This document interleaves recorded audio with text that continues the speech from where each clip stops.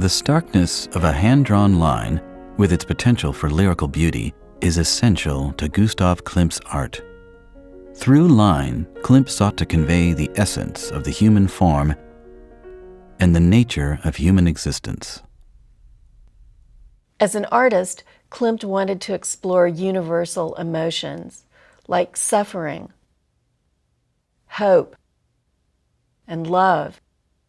And it was through the daily practice of life drawing that he cultivated his ideas.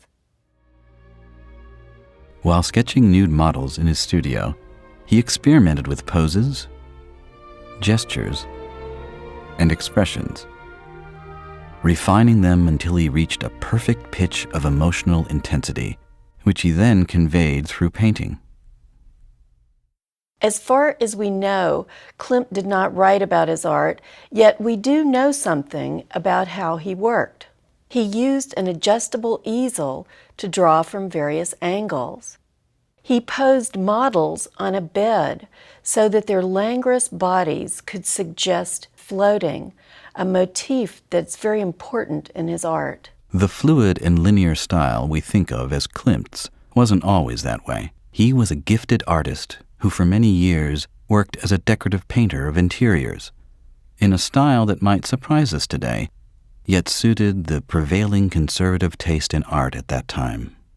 The painting that dominated Vienna in the late 1800s was tightly controlled and realistic. It involved three-dimensional modeling. It involved glorifying important moments from the past.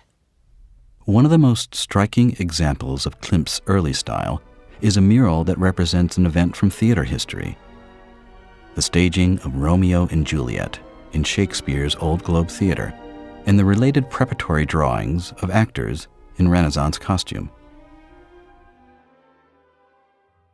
Klimt had an eye for seemingly opposite tastes.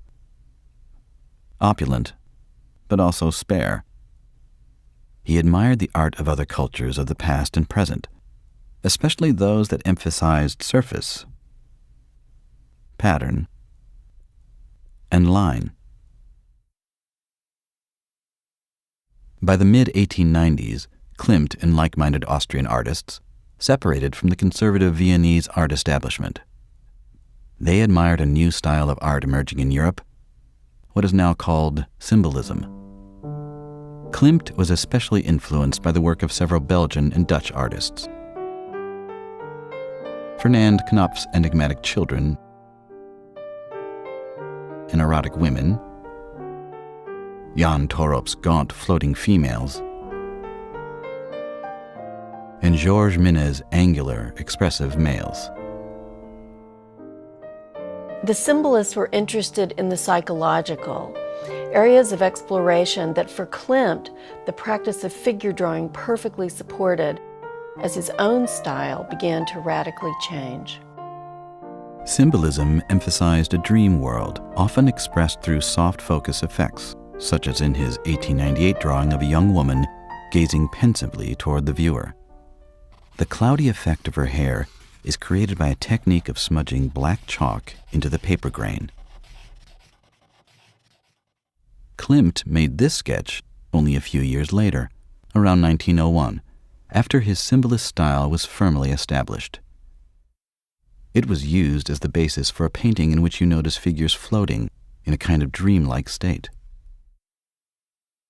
As Klimt saw it, floating through life with no control over destiny is the essence of the human condition.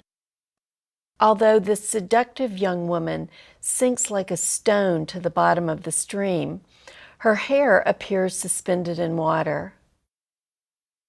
These sketches combine experimentation with careful observation.